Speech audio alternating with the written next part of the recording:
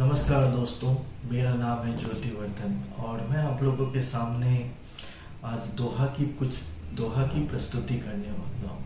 सबसे पहले तो इस संदर्भ को समझते हैं कि दोहा होता क्या है। दोहा अर्धमात्रिक छंद है और दोहे में जो होती है दो पंक्तियाँ होती है।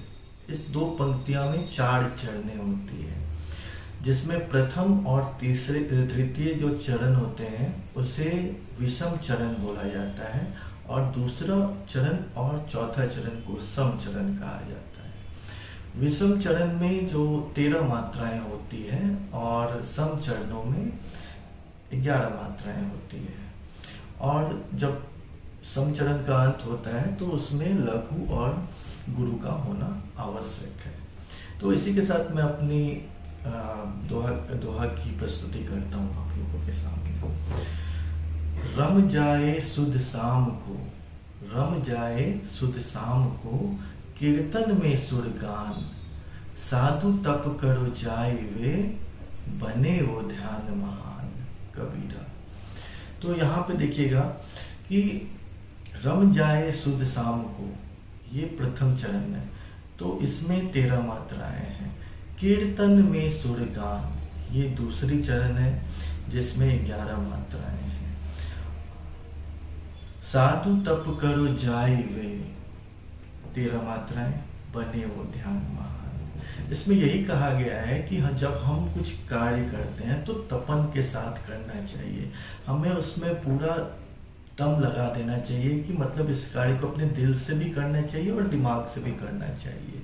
जब तक आपके अंदर ये निष्ठा नहीं आएगी, आपका मन कठोर नहीं होगा, तब तक आपका साधना से ध्यान हटा रहेगा।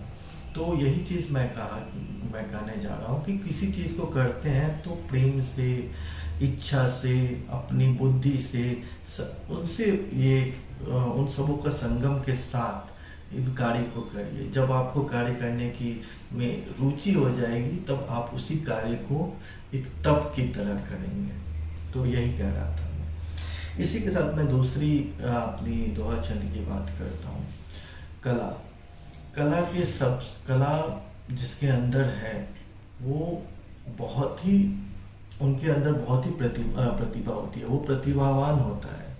और जो भी व्यक्ति जिनके अंदर कला है और उनका वो स्वेच्छा से सबके सामने रखते हैं या दर्शाते हैं अपनी कला को, तो मैं उन्हें नमन भी करता हूँ।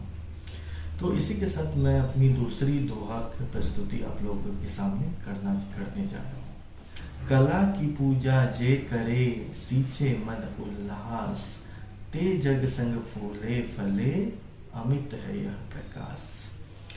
तो वही चीज़ है जो जिन लोगों के अंदर कला होती है वो लोग, या फिर जो लोग कला की पूजा करते हैं, तो उनके साथ उनकी पूजा का उत्सव होता है, जो एक तरह से उल्लास के साथ मनाया जाता है, उन्हें सम्मान मिलता है। तो इसीलिए हमें जिसके अंदर कला है उसकी पूजा करनी ही चाहिए। इसी के साथ मैं अपनी तीसरी दोहा की प्रस्तुति आप लोगों के सामने करने जा रहा हूँ। आज का दिन कितना व्यस्त हो गया है, सब लोग अपने कार्य में मस्त हैं। किसी को ऑफिस जाने का टेंशन, पता चला कि खाली पेट भी चले गए, किसी समय बहुत कम रहता है, ऑफिस के समय भी लिमिट रहती है।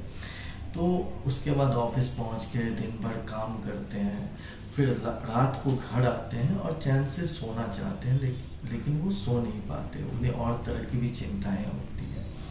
तो उसी के ऊपर मैंने लिखा है, सुख दुख से पेट भर, दिन जल काज तपाए, फिर भी राजा रात में आह की भूख बचाए।